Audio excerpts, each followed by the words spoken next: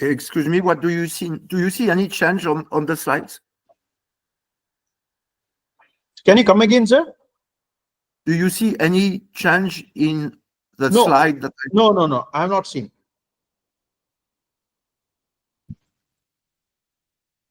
And now? Yes. Okay.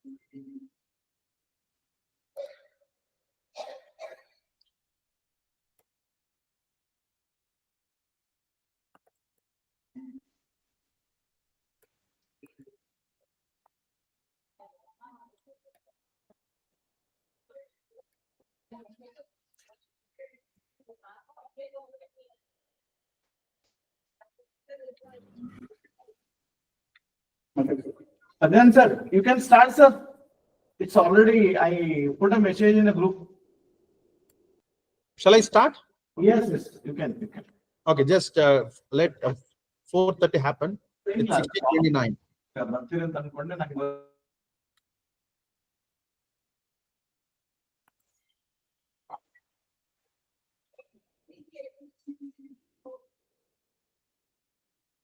Okay, Xavier, sir, we will be starting our presentation now. Initially, I will give a small introduction on you. After that, you can take over from there. Okay. So before that, I just want to share my screen once.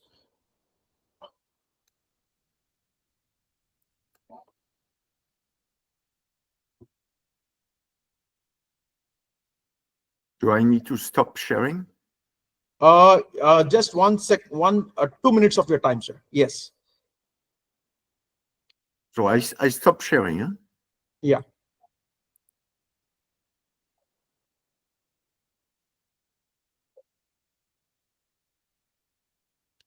Okay. So good evening, everyone. Greetings from Vishweshwarya Technological University.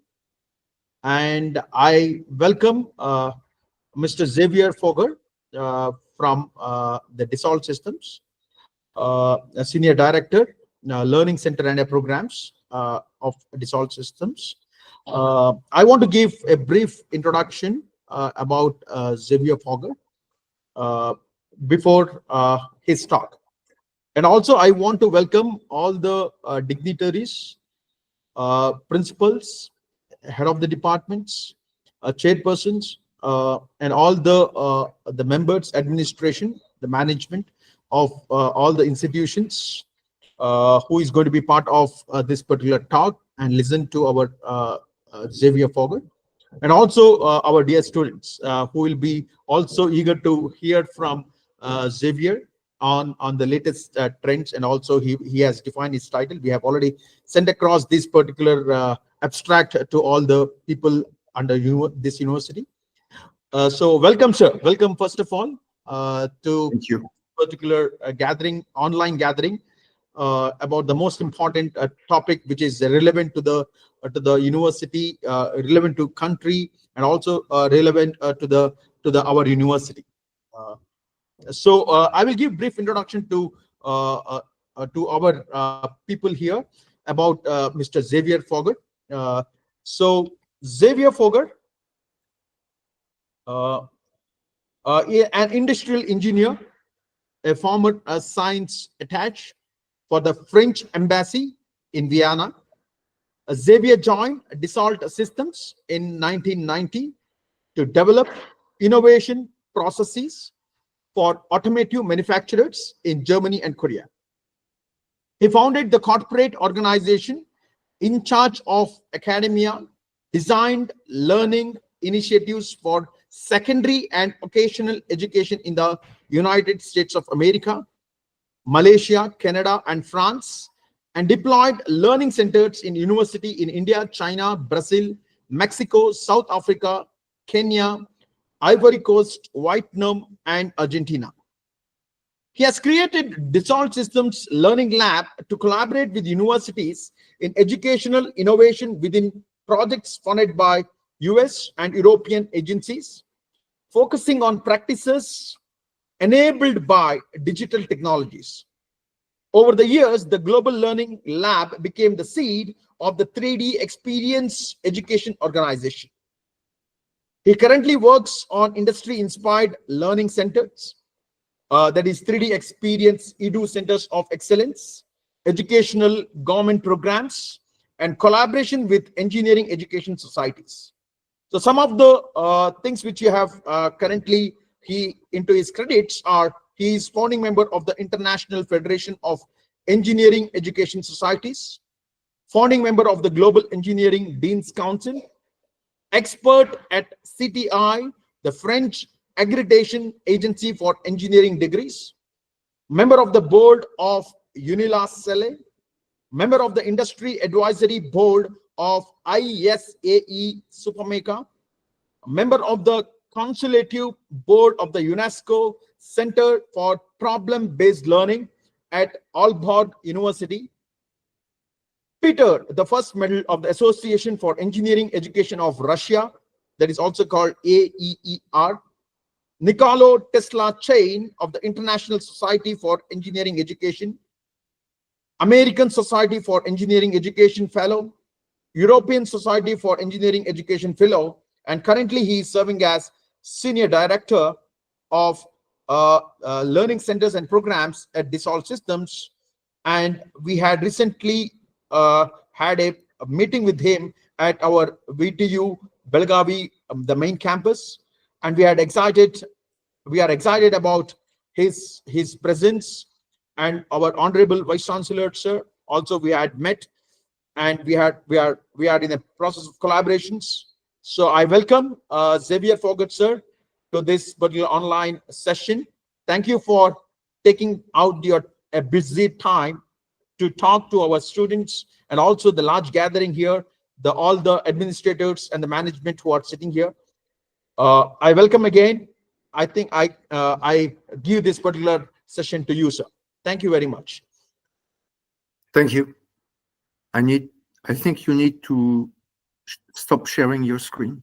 Yeah, I did, sure.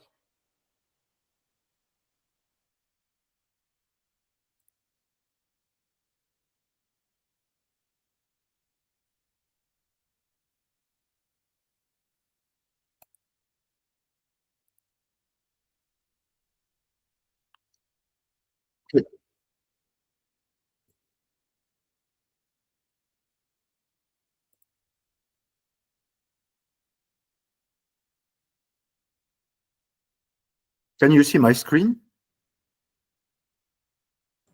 No, sir.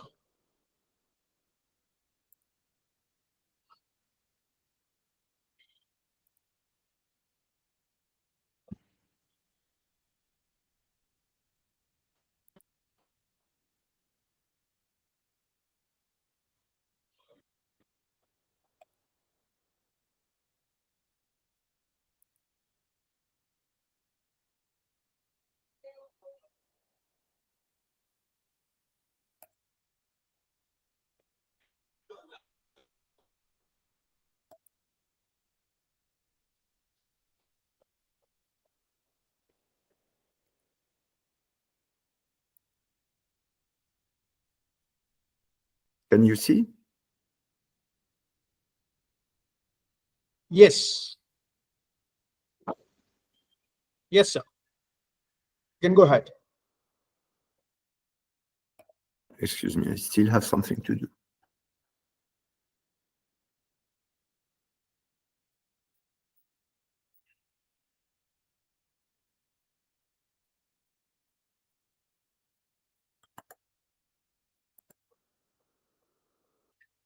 So good afternoon. Good afternoon, everyone in Karnataka. I am talking to you from Paris, France. it is still the morning here, and I am very happy to join your audience upon an invitation by VTU that I had the privilege to visit 1 month ago. The subject of this presentation is driven by the movement that is mobilizing your country, which is Design in India, designed for the world. This is a very inspiring national motto. The question I have been asking myself is how to translate that into colleges and universities activities. Because this will happen if the workforce is ready to embrace the different dimensions of becoming a design country that designs for the world. So there are two meanings here in the world. One meaning is export, and one meaning is the planet. These two dimensions enter in that single word, world, when we design for the world. This is a movement about attaining economic sovereignty in the country. That means mastering the design of new products, of new innovations, but also mastering the monetization and the export of those designs. The consequences are that by doing so, independence may be achieved within a country in terms of what products are produced and exported. This is something that is not new in India, because you have already global brands, large companies that are not just manufacturing things, but that are mastering the entirety of their product definition.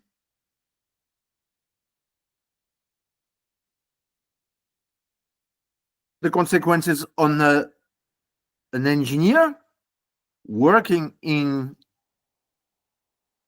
companies that create these products are the ones you see. Designing products is not an activity that happens for itself. Very often people think about creative design, but they do not think that design is a holistic activity that includes creative design, but that is very constrained by what will happen to their designs. And what will happen to them is they will have to be produced. That means engineers will be necessary for defining the manufacturing process of these products. And that has another consequence, that there will be no design in India without sustaining the previous national motto that is far to be finished, make in India. A sovereign brand, a sovereign company has also to master its distribution system. That's another activity for engineers, to design these distribution systems. That then requires competences to operate also with a lot of foreigners in the countries where these products will have to be distributed. And then, of course, the maintenance processes are also to be defined. They will happen physically in the places where the products are utilized.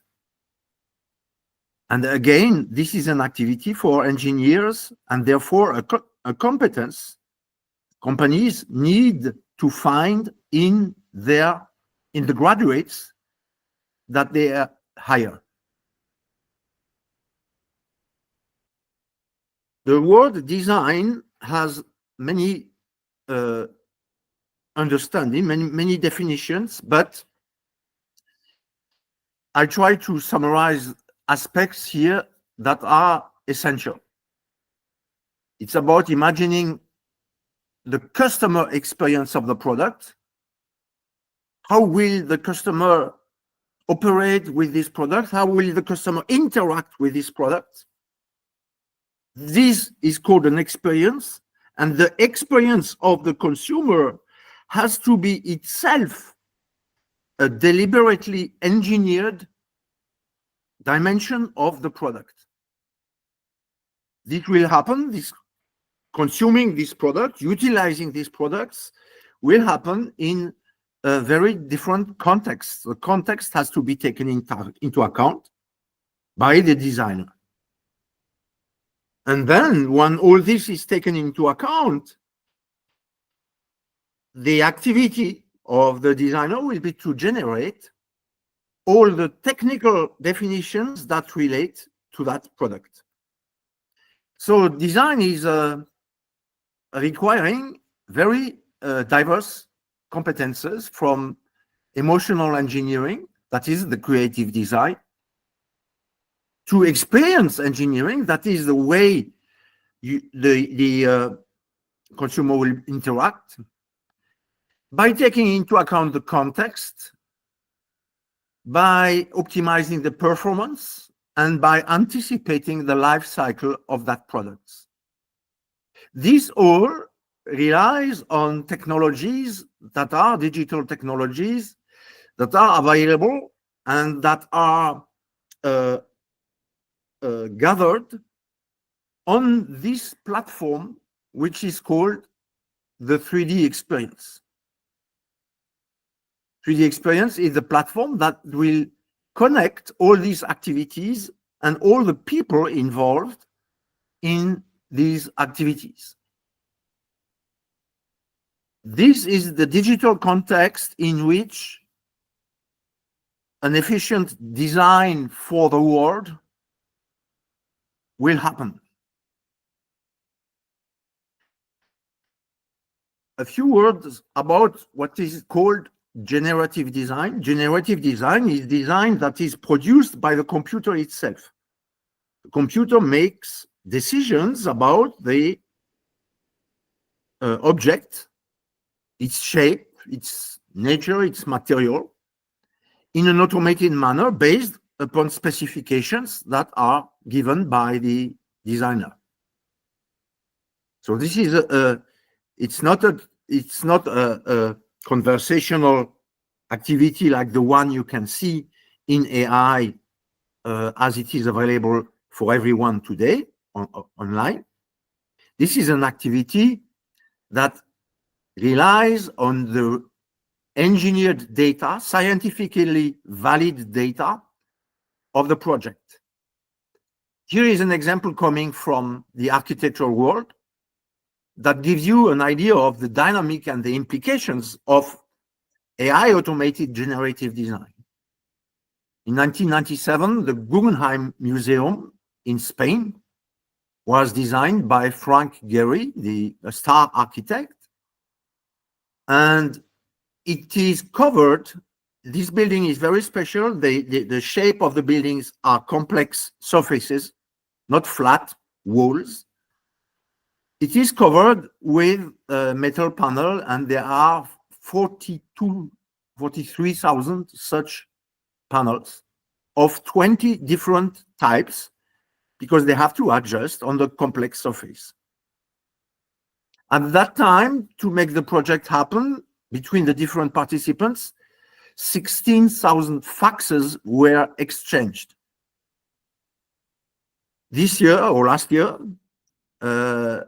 in Paris here, the architect Kengo Kuma designed a new metro station covered with panels, with tiles as well. Only 6,000 such tiles, but 1,000 different types.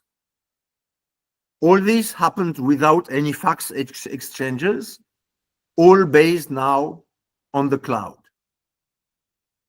So this is a good example that shows you the combination between cloud and artificial intelligence to do generative design.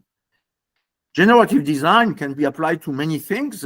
Here is an example of generating a family of very different parts that all have the same functions. These are all options that are created by the system, and engineers will have to select out of these options the one that are the most relevant for the case, the project in which he works. Make in India is not finished. It's still in the making. Because at the time this initiative, this motto was mobilizing in India, it was Industry 4.0. We are now starting to talk about Industry 5.0. Here is a definition that is provided of Industry 5.0 by the European Union, which is funding several activities in research and in education to advance the next generation of industry. The characteristic that of Industry 5, one characteristic of Industry 5.0 is that it will be very human-centric, not just about pure automation, but it will have to consider the human in the automation itself, in the way manufacturing systems are designed. And this is complex. We need engineers who are able to master the complexity of systems. When I was visiting VTU last month, by coincidence, I met some people in my hotel who were working for a French company that makes bottling factories, and they were there to install a Coca-Cola factory. The people who did that were teams from the Philippines. So we had people from the Philippines working in India on installing a French system that produces a US drink brand.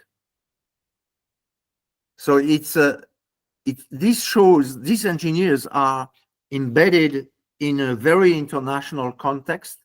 They are to master a high level of complexity, and this all requires skills that must be produced in your institutions. These skills, the ones I am focusing on, are the generative skills. How do some universities tackle this problem of producing these competences? Here is an example of one of the centers of excellences that we work together with in the world. They have a learning factory, of which you see here the virtual twin, and they are using this factory for a variety of purposes that are listed on the right side. So it's not just for their own students, it's for many more people outside the university itself. All this happens in a context where sustainability is becoming essential. It is an imperative to embed sustainability skills right at the beginning of the training of all engineers and technicians, by the way, not just engineers. This is perfectly in line with the motto of Dassault Systèmes as a company. We want to harmonize product, nature, and life by producing the digital platform that is the 3D experience. About sustainability, it's also a subject. When we speak about sustainability, we have to consider at the same time frugality. We have to give products a second life. That means recycle them. And here is an interesting statistic that is showing that India is the country where the percentage of recycled polymer that are locally consumed is the highest. And that poses the question of a very easy question. If you have a history of scarcity in your country, would you not also have a special talent to tackle sustainability through frugal behaviors, through recycling, through repurposing, through jugaad, to speak your language?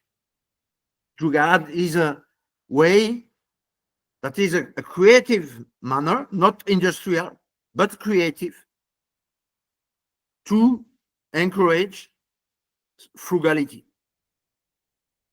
The consequence is that on the engineers' work, the daily work of engineers, when they design something, is not just constrained by production, distribution, and maintenance. It is also constrained by the definition of the second life of what they are doing. What will happen to my product at the end of its life? Will it be collected, dismantled, and the parts reused either as raw material or as subsystem? This has to be engineered right at the beginning. Design for second life or even for third life. This requires behaviors of students that have to be cultivated in your institutions. And here are a few examples coming from some universities that are advanced in teaching these subjects. Here is an example from the Hochschule Trier in Germany. They are training their students in producing systems made of biosourced material. They are training their students to minimize the amount of material that is used by having them trained in techniques like topological optimization. Here is an example from TU Delft, a university in the Netherlands. The project is this ship you see here. It is propelled by an alternative energy source that is fuel cells. So students do not just design, but they make also, they produce the object they have designed. A last example coming from EPFL in Switzerland. EPFL is a large university in Lausanne. Here the students participate in an existing international competition But in the design, it's a race car competition, electric cars. And they have been engineering their cars by considering a lot of environmental constraints, using a new technology that brings the many information that relate to the product's life, to the material's life, into their design.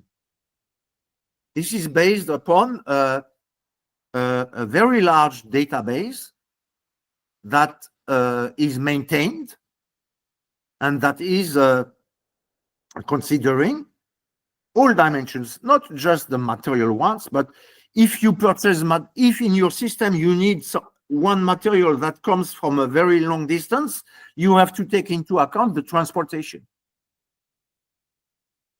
You have to take into account that energy that will be spent to bring the components to your factory. So these are practices that are very well covered by this application of that 3D experience platform that is targeting the optimization in view of sustainability of a design. It's very new. It's very powerful. It works only on the cloud because this database is changed every day. It's maintained. So new information come into that database. That is what a specific spin-off of this university is doing. But this this application is available to anyone. A study recently conducted by Accenture is that by creating a computer representation that is scientifically valid of a complex system and its context, that is called the virtual twin, there are considerable savings, not just in the use of material, but also in the overall footprint of the products we are making. How to do that in an educational context? How to prepare that? How to prepare the students? First, these techniques that I have been mentioning are used by most of the global brands. Here is just a sample in 3 big domains: the manufacturing industries, the life science and healthcare industries, and the infrastructure and cities activities. Smart cities, for instance. So these are the 3 domains of industry that hire engineers mastering one or several of the practices that I have been mentioning.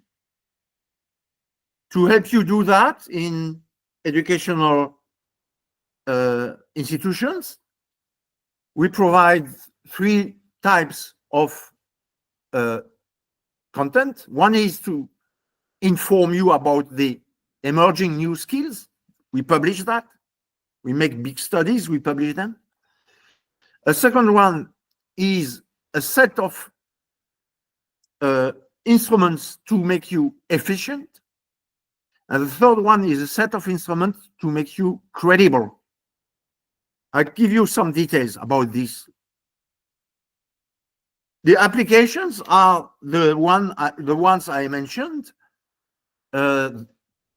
together called the 3D experience platform, and designed to produce virtual twin of everything. What is a virtual twin?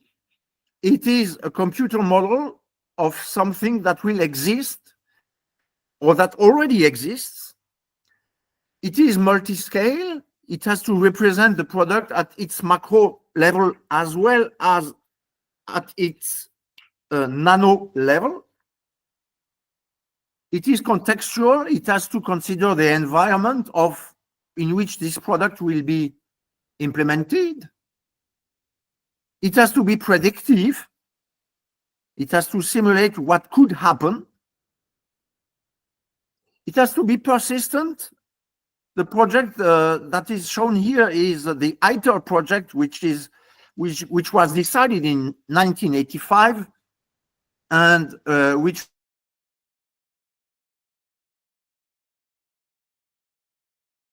very long period of time. It's a mega project. The Indian electricity authorities are part of this project. They are building a very large experimental reactor. This project is multi-generational. What some engineers do today has to remember what engineers did 20 years ago, other engineers did 20 years ago. It has to be science-based. The representations are not fake representations. When we will do artificial intelligence of whatever, instead of taking into account the very undefined, uncertain ocean that is of information, that is the World Wide Web, which is what happens today with conversational AI, it will be the science-based content that is the intellectual property of a company. And the virtual twin is ubiquitous because it is on the cloud. So you today, companies decide who can access from wherever on the planet to what section of my total virtual twin. It's a very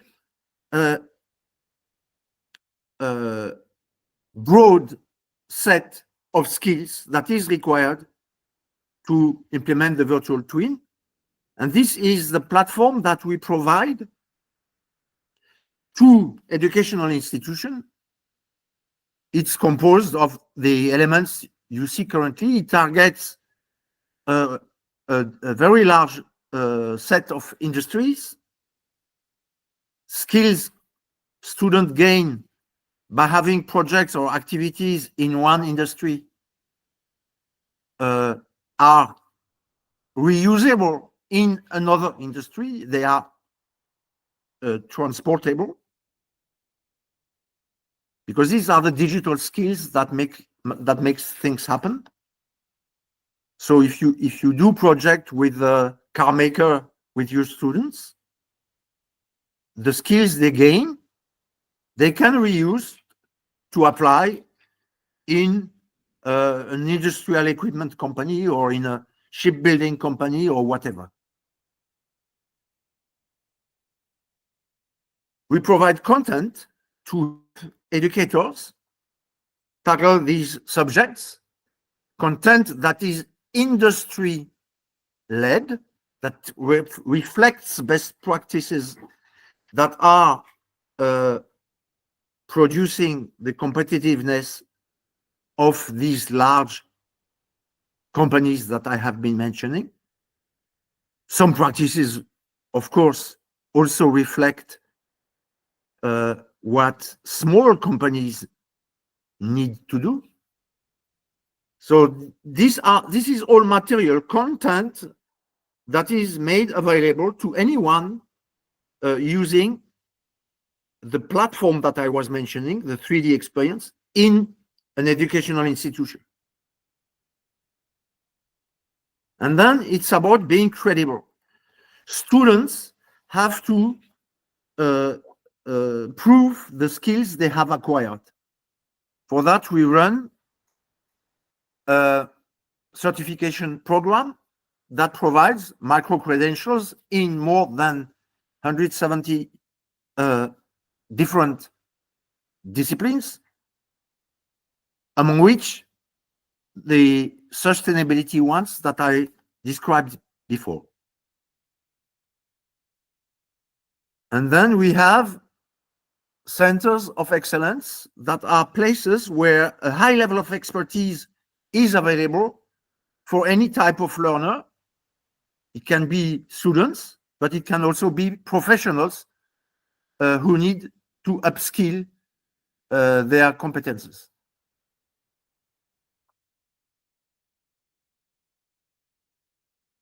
Another subject that we are addressing is to operate with universities, with colleges in building applications for research funding in the domain of educational innovation.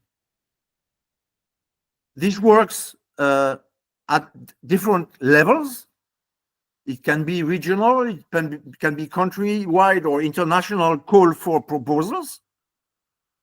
And we associate ourselves with universities in the creation of the proposal, in the defense of the proposal, in the execution of some aspects of the proposal, and of course, in the reporting to the funding agencies. This works also for Indo-international programs because there are bilateral programs that are conducted by foreign countries together with India.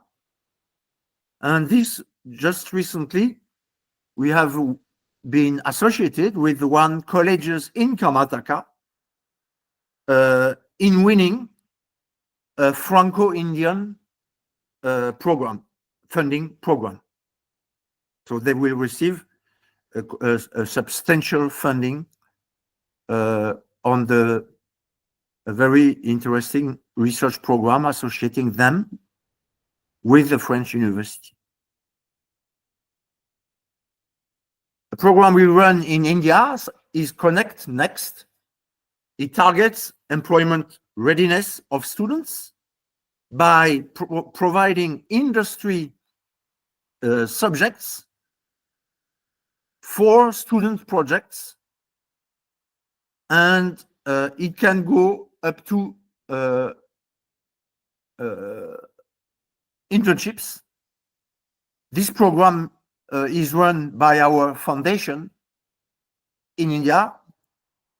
Look at the QR code if you want to learn more about that. It is a very successful program. To summarize, we do have together an opportunity to create a Karnataka-wide movement to modernize at a high speed a lot of educational practices and so address the very challenge of design in India, design for the world.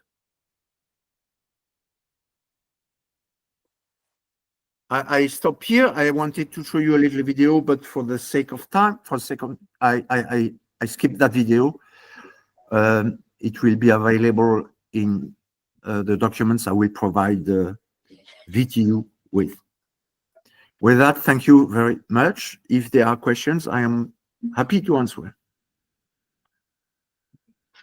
Thank you very much, sir. Thank you very much for your insightful presentation. It's very much exciting to know certain things, what exactly the Dassault is doing, and also how exactly the virtual or the digital twin, which you're talking about, is very much impactful in next generation engineering.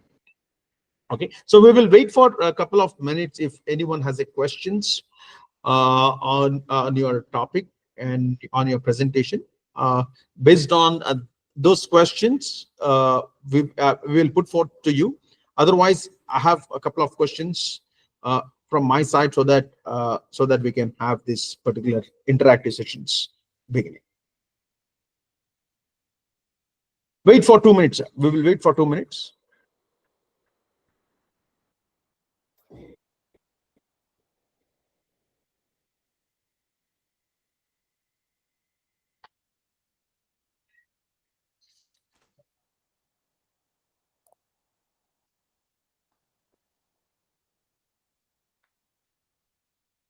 Okay, so if no one has any questions, sir, I have one question regarding this digital twin. What exactly you are actually told to all of us about? So, what are the different fields would be benefiting from this kind of a virtual twin? For example, is there any departments like the mechanical or a biotech or maybe the civil engineering, or which kind of a departments would help from this kind of a twins, and what kind of a expertise they should have to know more about these kind of a simulations which you are developing from the platform? Yes. The basically all departments, as you could feel from the diversity of applications that all departments, any department of engineering, but also in business schools, are interested by these subjects. But within this scope, the most natural place to start is mechanical engineering. That's the very small kernel where to start. Then you look at electrical. Then you look at systems engineering. Then you look at production engineering, industrial engineering. All that is concerned. Then I mentioned the virtual twin is true at nano and giga scale. Nano means material engineering. Then you have departments that are more looking at the way people work in industrial engineering. They are expected to work on collaborative methodologies. How to make an industrial system of people and companies work together to achieve some result. This is an organizational skill that relies on the collaborative capability of the platform on the cloud aspect of the platform. So it's difficult for me to tell you a single department, because it is really about the entire set of skills that are involved in designing products, making products, and organizing people to make that happen.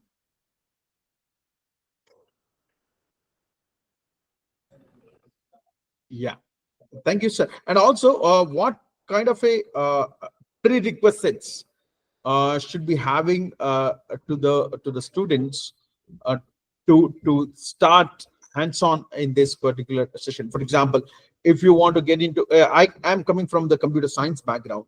So if you have to program, then you need to have a logical reasoning.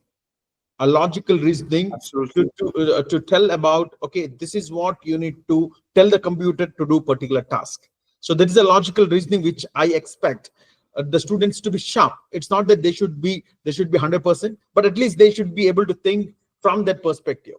So now, in Yes. case if this particular platform has to be used, or has to be used kind of a simulations once, what kind of a background or the prerequisite which is required for the people who are going to work on this particular platform or the simulations of the digital twin which you're talking about?